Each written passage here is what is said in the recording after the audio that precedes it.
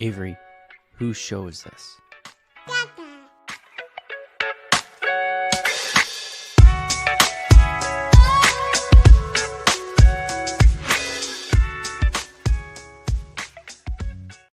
And we're live. Welcome, everybody, here to the Lakers Lounge podcast. I am Anthony Irwin, Senior Lakers Insider for Offside, as well as their Lakers lead creator. And today on the show, I'm going to be joined by you guys. We obviously would normally record our mailbag on a Sunday, but seeing as the Lakers played Sunday and then yesterday, we are recording it now today on a Tuesday. So it will be a midweek mailbag to maintain that alliteration. I do have a topic that I want to hit on before we get into the questions. I realized I kind of danced around the topic a little bit, but I also wanted to really hammer home why this start that the Lakers are off to is so important. I think they're off to 6-2 start, and rank up there at least in terms of record with some of the best teams in at least the West and by extension the league. And I think it was really important that they do so. So I want to talk about that. And then like I said, I'll jump into your guys' questions. I already see a couple, one question here from the live chat. I'll get to as many of those live questions as I possibly can. As always, my priority is the 5-star reviews from iTunes. And quick reminder, hit me with those 5-star reviews, and that's the best way to get your subject matter covered on the show without having to pay for a super comment.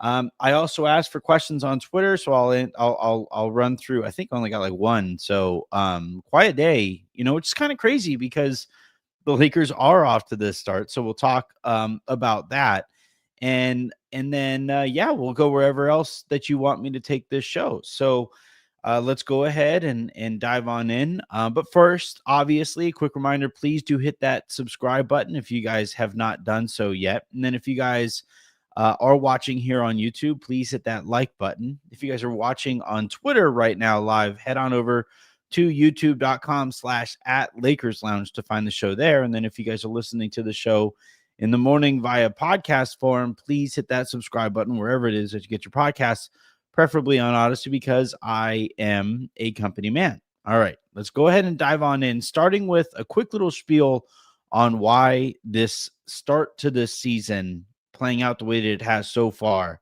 was so important. All right, so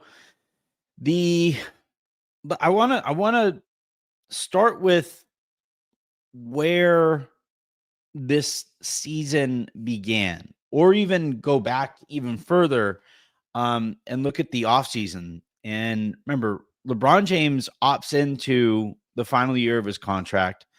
There were no, extension talks that came to the Lakers and LeBron never came close to any kind of extension talk, or let alone an extension agreement. And the way that LeBron kind of let it be known that he wasn't really thrilled with how all of that went down was by opting into his final year of his contract and then having Clutch release a statement that made it seem like he was kind of soft launching a departure in one way or another.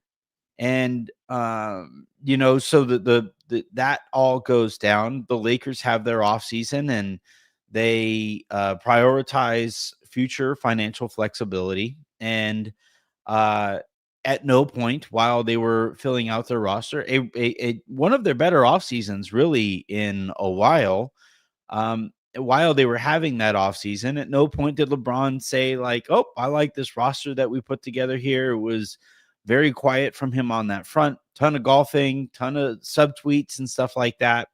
And then you get to media day and it sounds a little bit better, but remember there too, LeBron says all the right things, and then right at the tail end of media day, it was like, oh yeah, by the way, we already told the Lakers to take it easy on me, and I don't know when I'm going to be able to play. So, it just felt like, there were people legitimately asking around the league, has LeBron played his last game for the Lakers? And that's just LeBron. The Lakers entered this season with Rui on an expiring. Austin Reaves is essentially on an expiring because the anticipation um, is that he is going to opt out of his contract after this upcoming season. DeAndre Ayton, Marcus Smart, like you can go on down the line. Vast majority of the Lakers are on expiring contracts.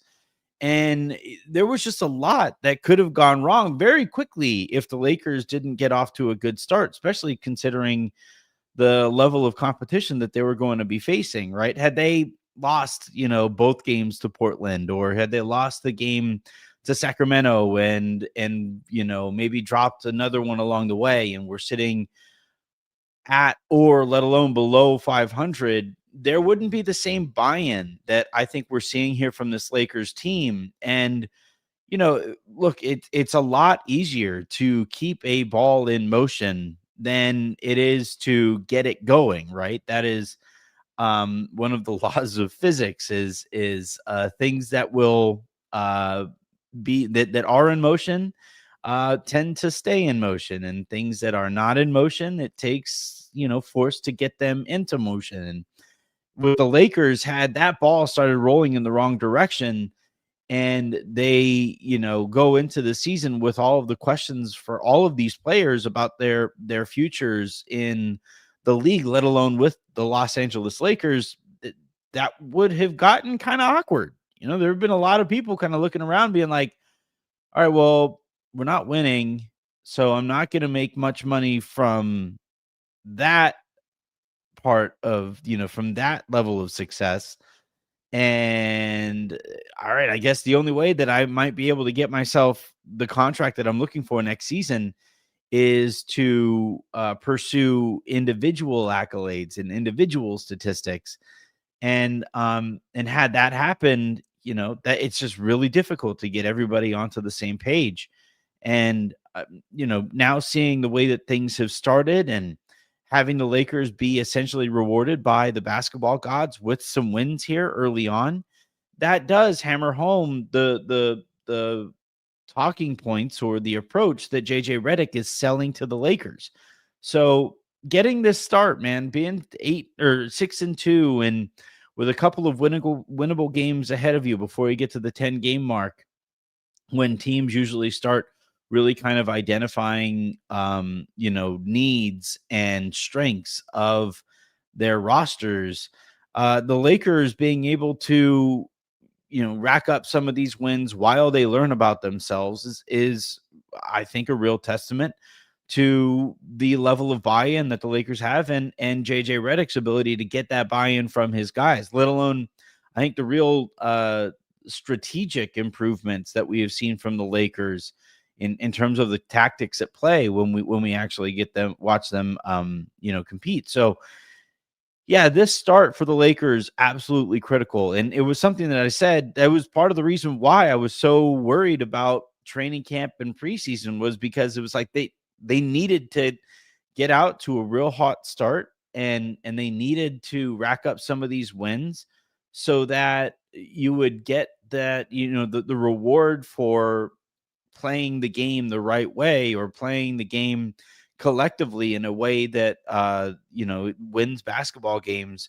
That's how you hammer home some of those habits. So yeah, it's been really fun. Obviously, last night's game was a blast. I hope you guys have checked out the conversation that I had with Raj about it last night. But more so than any one game in particular, in terms of importance through this start, the bigger thing is from a macro level, not having to deal with drama by way of falling short of expectations heading into the season, while there are so many questions facing so many guys across this roster. All right, so let's go ahead and dive on into your guys' questions here. I'll start with Lakers Fedora from Apple, from iTunes, who writes, It's great to be back for another Lakers season. Writing this post AR 51's piece, AR's 51 piece on the Kings. First off, what an incredible performance! His ability to elevate his play according to who isn't available is unreal. A couple of thoughts for the trade Austin crowd. How are we feeling? I've seen some pretty egregious trade ideas. Austin for like Jonathan Isaac level egregious. But even for someone like Herb Jones, is Jones dropping 50 literally ever? Is he ever stepping up like we saw and continue to see Austin do? Imagine having Jonathan Isaac right now instead of AR. Good Lord. I get that we need to make some upgrades, specifically in terms of perimeter defense, but everyone's obsession with trading Austin to make that happen is ridiculous, especially when he's only making like 14 million. Next thing, my buddies and I are all huge Lakers fans, and I think Rui is a complete space cadet who doesn't play hard unless he's scoring. We posed a question recently in light of all of this. What would be more shocking, Rui scoring 35 or Rui grabbing 10 boards in a game? We all unanimously agree that rebounds would be more shocking. Appreciate you always, Anthony. Thank you very much for the love and the question. I obviously really appreciate it. We'll start with the AR part of this, and I look. I obviously agree. As far as like how crazy things got over the summer from that faction of the fan base. And by the way, like I want to say this too. I understand some of where that take is coming from. Where from the Lakers perspective, you could argue that they have an abundance of creativity on the ball. And that if you could perhaps address a weakness by, using some of what you have an abundance of, maybe that would make some sense to balance out the roster. And if that is essentially the extent of the take, I honestly don't necessarily disagree. Now, I think there's context to all of this stuff, right? Where, yes, you have an abundance of on ball creativity now, but that will only carry on moving forward if you are of the expectation that LeBron James is going to remain a Laker for a good couple of years beyond this season. Because all of a sudden, if you trade Austin to address this other thing, and then you lose LeBron to retirement this upcoming offseason, now all of a sudden, this thing that you had an abundance of before, you no longer have that abundance, and it actually becomes a weakness. It becomes a deficit on your roster. You now no longer have enough on-ball creativity, despite having Luka Doncic on your team. And so like if the stance is, use Austin as, and Austin representing that abundance of that specific skill set, use him to go out and get player X who addresses a weakness or a deficit in your roster. Okay. But you also have to be wary of or be aware of the possibility that by addressing that deficit, you might create a deficit in another very important aspect of this team. And the thing to me, and this comment kind of gets at this, the thing to me that makes Austin special is the scalability. His ability at any time to go from primary offensive engine to secondary creator or sometimes tertiary creator, his willingness to do so, right? His willingness to just kind of be a good teammate and do whatever the Lakers need him to do. Like I was having, I don't know if I said this to Raj last night, but I was kind of talking to some people in like around and in the league and over the last few days while all this stuff is going on with John Morant. And at one point I had kind of wondered, like, what would a Ja to the Lakers trade look like? I'm not interested, to be clear. I would rather avoid John Morant at this time. Not just for like the headache aspect of it, but statistically, he is becoming a worse basketball player. But I was kind of thinking about this, and I had posed the question in the lounge Slack. I think I did mention this last night. But I had posed the question in the lounge Slack, and I had asked some people who don't cover the Lakers, and I had asked some league personnel as well. Would you trade Austin Reaves for John Morant straight up? Not even counting the contracts, because the contract to me it becomes absolutely I'm absolutely against taking on that John Morant contract. Um, and I would not trade Austin Reaves straight up for John Morant. Ja hasn't shown an ability. For one thing, he's the centerpiece of one of the more frustrating eras of Memphis Grizzlies basketball ever, right? It did hit some highs, some regular season highs, but they've been postseason failures basically since he got there. And obviously, you have the off the court stuff that I'm hoping he learned from, and I do think maybe was blown a little out of proportion, but still, like, was dumb at the time at the very least. He had that suspension, and then like I think literally last year was shown like I don't know. There was like the pantomiming thing that like harkened back to the reason that he was suspended. So, like, there's a real concern here that this guy is just incapable of learning from his mistakes. And one thing that I would point to, as proof that he does struggle in that regard, is his quotes after the suspension, and how he's lost his joy for the joy involved in playing basketball is gone. And it's just all these things. It just sounds like constant whining and constant bemoaning of the situation around him without acknowledging that he is part of the reason that situation exists the way that it does. And yeah, like, I don't know. I don't really see a world where Austin creates some of those headaches. And I think right now, statistically, Austin just profiles as a better basketball player. And Ja has been in the league for a long time now. John Morant age. He is 26 years old, just turned 26 over the offseason. So he and Austin are roughly the same age. And because of Ja's inability to shoot the basketball, I'm really kind of concerned that we're going to see a Russell Westbrook type decline in this guy's game. Whereas with Austin, his ability to shoot tells me that he's probably going to be pretty good in the NBA for the next, I don't know, at least 5, 6, 7, maybe even decade. And I would say that, like, I would just rather keep Austin. So that scalability is really kind of special, and we've seen it from Austin dating back to when he had first started to get a look from the Lakers, and each step along the way as his game has grown, he has figured out a way to balance his own personal growth on a basketball court with the things that the Lakers need him to be able to do. That's pretty unique. And so, like, if you're going to trade Austin, you better nail that trade.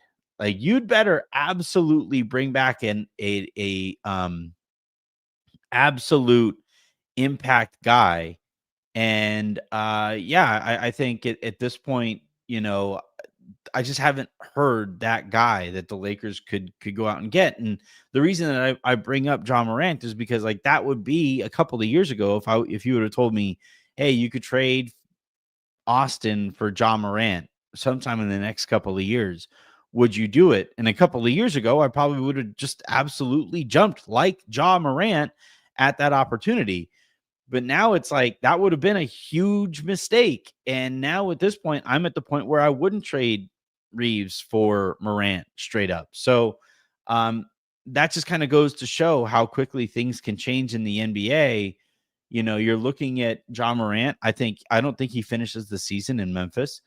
Uh, you have Zion Williamson just tweaked his hammy again, so he's going to be out the next 7 to 10 days. I think there's a decent chance that he doesn't finish the season in New Orleans. The funniest outcome here would be John Morant being traded to New Orleans. That would be really fun. But yeah, I would just tell and as I've been telling people on this subject, all right, you want to trade Austin, you better do so extremely carefully and with a real eye for the future, because that future is going to look very differently as soon as LeBron departs one way or another. Um, Now, as far as the second part of that, like the Rui thing, I kind of wonder if Rui is becoming underrated. Let's talk about that. So Rui Hachimura, statistically so far this season has been pretty oh boy, this is the best part of being live. I have somebody at my front door. Oh, it's just Amazon. Whew. All right, good. All right, sorry everybody. So Rui Hachimura so far this season is off to, at least offensively, and I would say overall, a very good start.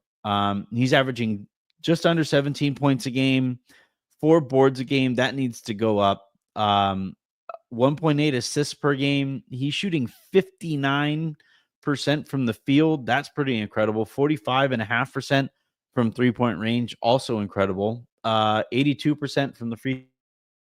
Now he is shooting,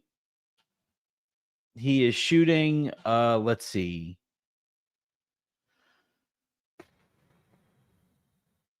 free throws per game, about 3 free throws per game. I would like to see that number go up a little bit.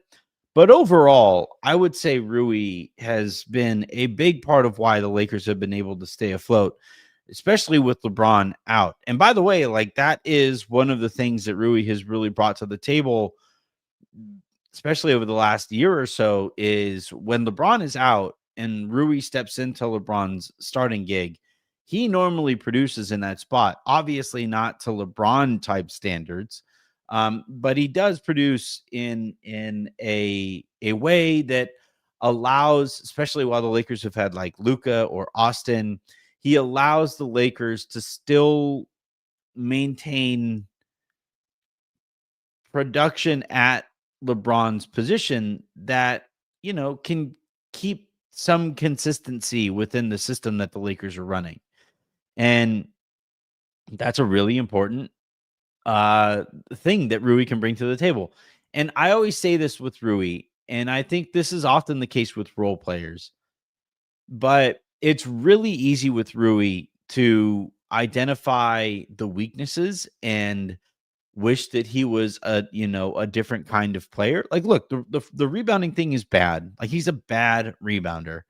And I wish he was also better at blocking out. Like, do one of the two, right? Either block out and make it easier for your team to grab the rebound, or go out and get the board yourself. But being being as big as Rui is and averaging on the season just over 4 rebounds a game is just not really enough, and so that's something that I clearly would like him to do better. But even while I say all of that, Rui is also like really valuable in some of these other ways. Against Portland last night, him operating as that release valve and his willingness to catch that grenade and make do what he possibly can with it, and keep the offense going in that positive direction. Like, those are really that's a really important ability that the Lakers don't win last night's game without. So I don't know. Look, eventually I do kind of think that the Lakers would be better served finding a starter with some foot speed who can guard on the perimeter better, than, obviously Austin or Luka can. Maybe it's Wiggins, maybe it's somebody else or whatever. But like I even while saying that, and even while I have some concern about like what Rui's approach might possibly be if he is asked to come off of the bench, I do still think that Rui deserves a ton of credit for the season that he's had so far. And I would go so far as to say that I do think Rui has become underrated. If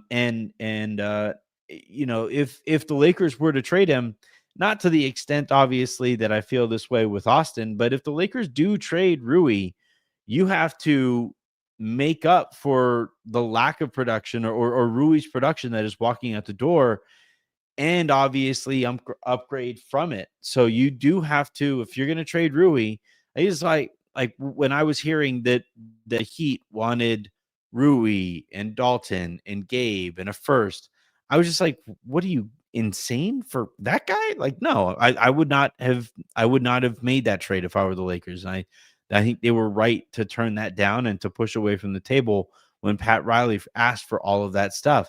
But at some point this season, if the Lakers do, I don't even know who the player would be. Maybe it's Herb Jones, right?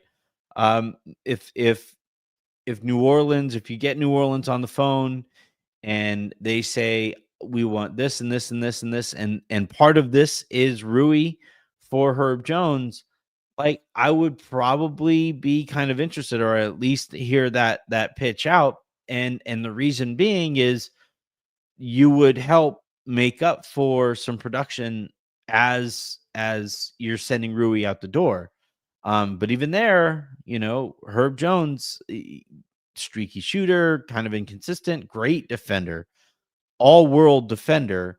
But by moving Rui and his scoring ability, something that you could make an argument that the Lakers have an abundance of, if you move that thing that the Lakers have an abundance of to bring in a player with the skill set that the Lakers have a deficit with, that being athleticism, defensive, understanding and all of that, like you do run the risk of overbalancing your roster and overcorrecting it to the point where you get those guys out there and now all of a sudden you're like, damn, who's going to hit the open shot?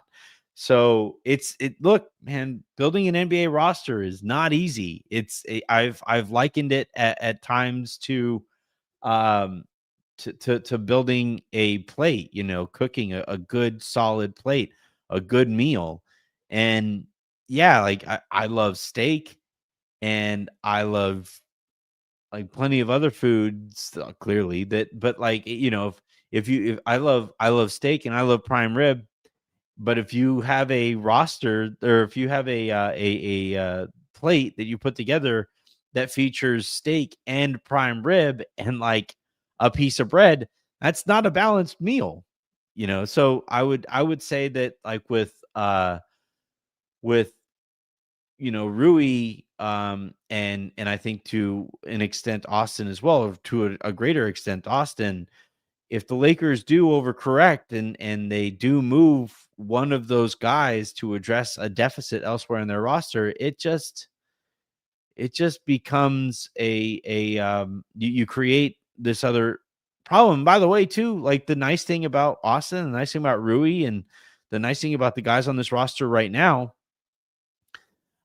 is that we know that they all have bought into the concept on this team. Whereas you trade for a guy and there is no guarantee that that player is as bought into the team wide culture that JJ Redick is trying to build. So, yeah, I look, I am still of the mindset the Lakers need to make a trade, maybe a couple trades over the course of this season, to really give themselves a legitimate title shot this year. But I will also say, and I can't believe I'm saying these words out loud. Rob is right when he says that it's really difficult to pull off a trade in this league that checks all of the boxes that the Lakers need to check between now and the trade deadline, or now and the regular and the the postseason, and the deeper you get into that postseason. All right, let's go ahead and answer some of your guys's. I see some of your comments, plenty of them, 20 of them on from the chat. So Big Baby Sports, whenever, let's see. Oh, here we go. Big Baby Sports, when are you getting another update on the LeBron injury update? I thought you were supposed to hear something at the end of October. So from what I can kind of gather, LeBron has been working out and they are trying to figure out a way to get him into shape and get him active enough um, to not have this sciatica be a recurring thing. And I think some of that is kind of moot, because sciatica does just kind of come and go. Once you get it once, it tends to come back at some point or another. And so that, what they're trying to do though is, have it make it so that when LeBron does make his return, yeah, eventually at some point sciatica is going to turn its ugly head again, but they don't want that to happen like a week later or in the middle of game 1 of his season. So what they're trying to basically do is kind of limber him up and strengthen that core without pushing it so hard that you inflame the sciatica in those attempts too. Um, I would probably say, in the next like week or two, we'll probably hear something a little bit more firm on all right, they've been trying all these things. The goal originally was to have him available mid-November to late, mid to late November or so. And depending on the next like week or so, we'll probably hear some. And the other thing too is that like Clutch and LeBron specifically, they really put the clamps on their injury information. So um I essentially, like, I have heard that he's putting in the work to try to get, but like that kind of goes without saying. I have heard that there is some optimism there that like he is kind of looking at the way that the Lakers have played recently and is kind of getting kind of more and more excited to join this team and see how he can help. But as far as specific updates on the injury, I'm not going to be the person who breaks that news. Clutch has better relationships with other people there who it's an information economy and somebody else is going to get that information. But I do believe he's making some progress, and I do think in the next week and a half or so we'll get a more firm update on his timeline and his availability, and hopefully it's a positive one. Let's see. We have Marco V. What do you think we can realistically get for Gabe and Maxi? Well, if it's just those two guys and no draft capital, probably a decent player on a contract that his team doesn't want him at moving forward. So you're probably looking at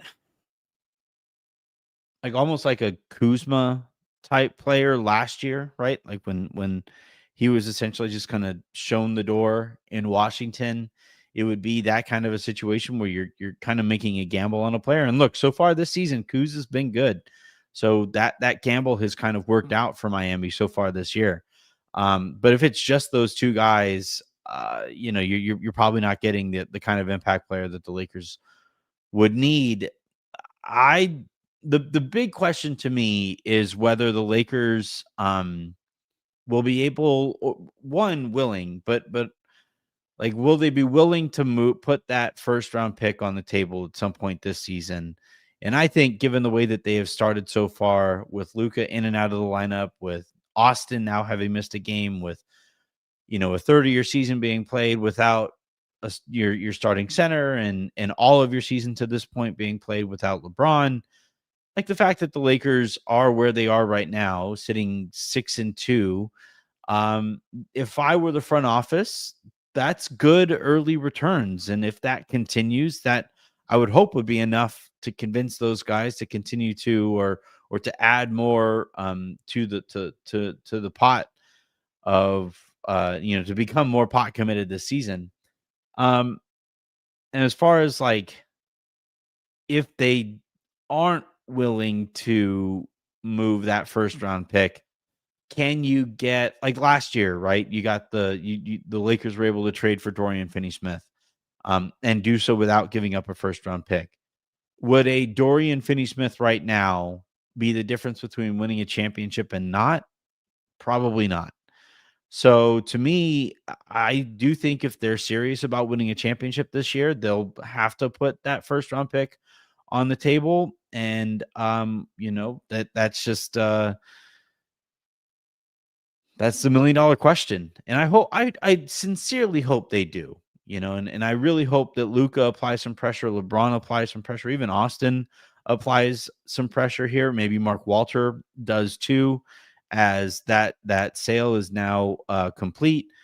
But yeah, here's hoping that, by the time we get to December and by the time we get to January, that we get, or that I'm at least hearing, optimism from the Lakers front that, yeah, we feel like this is the season to go for it. Because given the way Ayton is playing, he's not going to be at this number next year. Given the way Marcus Smart is playing, he's not going to be at this number next year.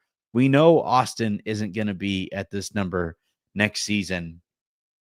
You can go on down the line.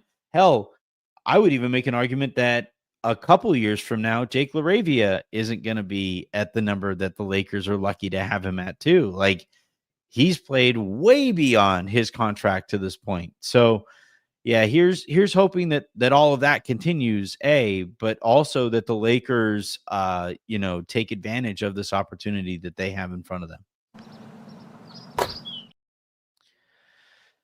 Let's see. We have another question. Adam, 6 assists for Bronny. Respect on his name. Yeah, and then Terrence Williams, got to give JJ flowers for his. He's coaching well. This is the thing. I think, and look, I think I'm partially responsible for this because I do have very high expectations of the Lakers and can obviously skew negative because I know what it takes to win a championship. Having watched what it's taken these teams to win championships.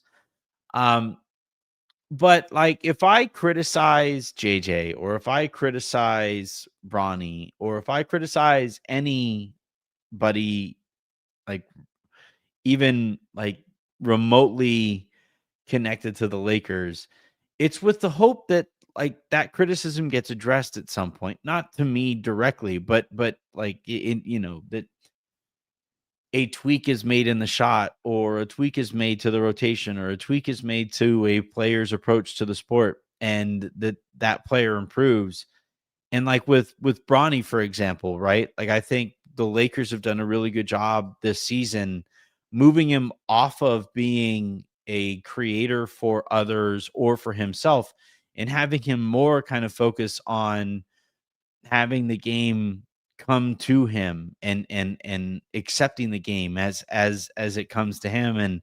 And I would also say that Bronny has done a good job of maybe taking some of his focus on the offensive side of the court and applying it with a little bit more focus on the defensive side of the court.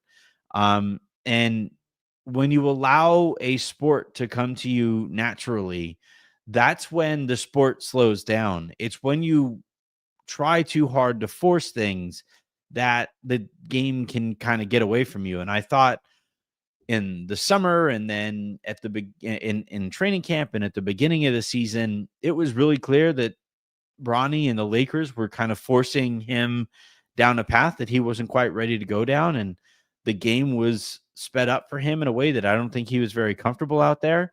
But now you watch him play and he looks a lot more comfortable as a basketball player. And I think it has a lot to do with the fact that the Lakers have finally identified the role that he needs to play, and he has committed to playing that role to the best of his abilities. So credit to him for doing it. Credit to, like, the commenter above him says for about JJ. Credit to JJ for finding that as well. And hopefully it continues. That's all we can hope for.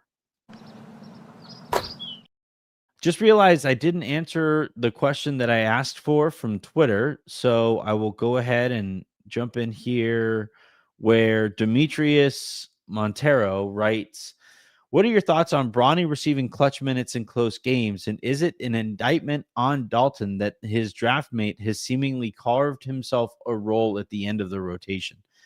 Well, for one thing, all right. So I don't agree with Bronny getting minutes at the end of these games. I just don't think he is quite good enough. And if more guys were healthy, he would not be getting those minutes. So I think, like, this opportunity for him, and kudos to him for making the best of it that he can, but it's an opportunity that he isn't quite prepared for yet. He's in his second year, and this is a team with title aspirations and a second year 55th overall pick playing meaningful minutes down the stretches of these games, close games. Seems to me an opportunity for people to be disappointed, right? So hopefully as guys get healthier, Bronny gets slotted into a role that makes a little bit more sense. And we all get to kind of move on. Now, I do think Bronny is going to benefit from those reps. And I think, sometimes with young players, it takes getting out there and seeing firsthand, through success or failure, what you need to do to get more of those opportunities or be better in those opportunities. And without those reps, maybe you don't come to those realizations. So in that sense, like, I obviously think these reps are going to be a good thing for Bronny. I just think that, if Marcus Smart is available to close a game, and you have to come to a choice between Marcus Smart and Bronny James, it's not close, right? And when LeBron is out there, and you're looking at only one or two guard spots outside of Luka or AR, Bronny shouldn't probably be out there. And again, I'm not saying this to disparage Bronny. Like, he's a 55th overall pick in his second season. He has been good of late. Even knocked down his first three of the season last night.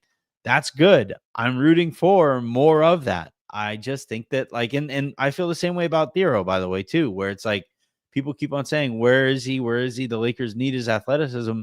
I don't think he's going to be an NBA player by the time, like, we actually see him quite yet. I think he'll have the potential to become one a year or so from now. But as far as, like, him helping this team right now, no, Thero is not going to help in that regard.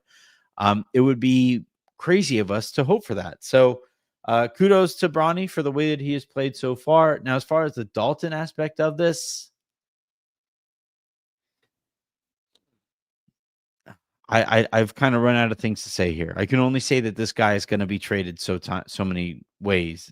He's not going to be a Laker by the end of this season. He's just, I wish it was different, and I wish nothing for the best for him if and when he is eventually traded. But I just don't think he's going to find success on this Lakers team. And it's a bummer to say that, because that first round pick could have done a lot for this team had they used it in a trade rather than using it on a player that they hoped would fit a LeBron James timeline. All right, that is going to do it here for this episode of the Lakers Lounge podcast.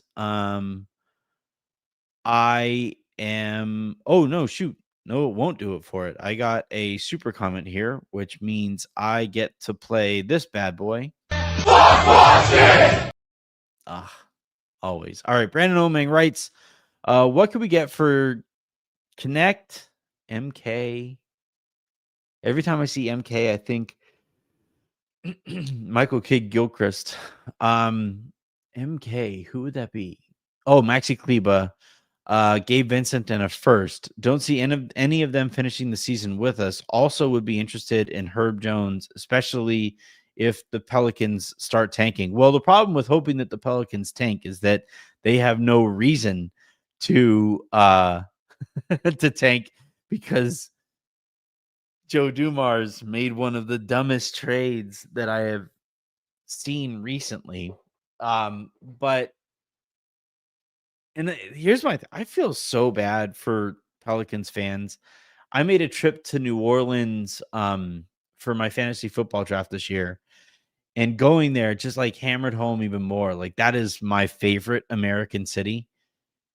Just the best people there, and a really cool and unique culture onto its own that almost no other American, especially major American city, has really. I, I- my wife is a big Saints fan, so I always find myself kind of rooting for New Orleans.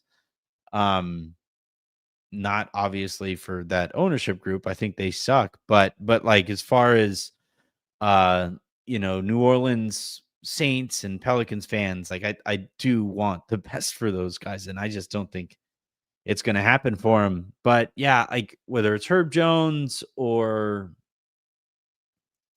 so, what can that package get you, right? So Dalton is making about $4.5 million this year.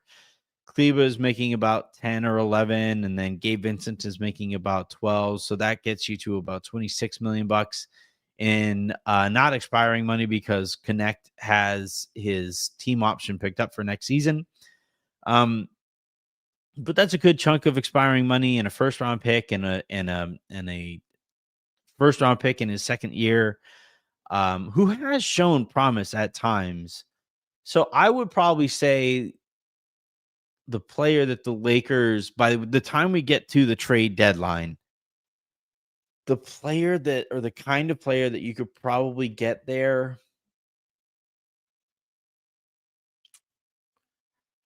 I would probably say like a Gafford and stuff from Dallas. I think that's on the table. Herb Jones, I think that's slightly priced out of Herb Jones's range. You might have to add like a pick swap there for Jones. Um, I could you get, if you use all of those guys, because Cam Johnson, right? He went for a first round pick and basically some expiring money, or no, Michael Porter Jr.'s contract. Now, Porter Jr. can help a team right now. Maybe you could help. Maybe that package could get you Michael Porter Jr. I don't want that, to be absolutely clear. I think he's not a bright human being. But yeah, like, I would probably say, like, in the realm, like, one thing I'm really looking for, I wouldn't maybe look to package all of those guys together. I really want to see if there's a way to get Max Christie back into the organization. I think his timeline matches where the Lakers are currently at. He's an impactful player right now, and is young enough to where he's going to continue to improve, which means that he will become more valuable as the years kind of pass over the next few. So I would like to, and he plays a position that the Lakers, like, I would love to see him fit in between uh Austin and Luca as a primary point of attack defender who can also kind of scale up at times too. Um, but yeah, like, if I could turn Gabe Vincent, especially again, given the way that Dallas so desperately needs point guard help, I would, if I were Rob, I would call up Dallas and be like, "Hey, you can have Gabe, you can have a swap. How close does that get us to Max Christie?" And see where the conversation takes you from there. I asked Pete this the other day. I don't think he would give up a first rounder for Max Christie. I would get close, like, especially if I could protect that first round pick. Um, but that's the kind of player that I would be kind of looking for here. One who fits into the what the Lakers need right now, but also is going to improve moving forward. Oh, wrong button. Here we are. All right. Miles just woke up from his nap and he took a really short one, so he's extra fussy. That's what I get to look forward to. So I'm going to go ahead and end this one here right now. Thank you, everybody, for your questions, whether they came via iTunes review or Twitter or free chat or super chat. I really appreciate the support there. Again, hit that subscribe button. That stuff really helps us. Hit that like button. That stuff also really helps us. And until the next time you guys hear from me, which will be tomorrow after the game, I'm Anthony Irwin saying, have a great rest of your day. Make somebody else's, and I'll talk to you then. Have a good one, everybody.